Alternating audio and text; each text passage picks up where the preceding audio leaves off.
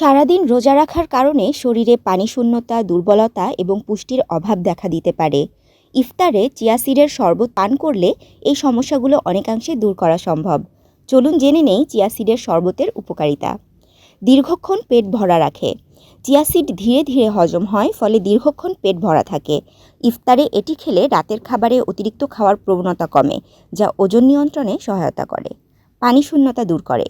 Chia seed প্রচুর পরিমাণে পানি শোষণ করতে পারে। এটি শরীরকে দীর্ঘক্ষণ আর্দ্র রাখে, যা রোজার সময় পানিশূন্যতা রোধ করে। হৃদরোগের ঝুঁকি কমায়।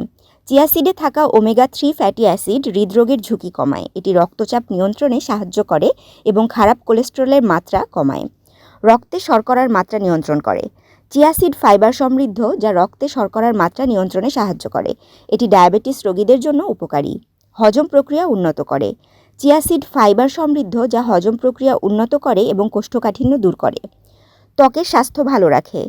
চিয়া সিডে থাকা অ্যান্টিঅক্সিডেন্ট ত্বকের কোষকে ক্ষতির হাত থেকে রক্ষা করে, যার ফলে ত্বক সুস্থ থাকে। চিয়া সিড সালভিয়া হিস্পানিকা নামক উদ্ভিদের বীজ। এটি ছোট ডিম্বাকৃতির এবং ধূসর কালো রঙের হয়ে থাকে।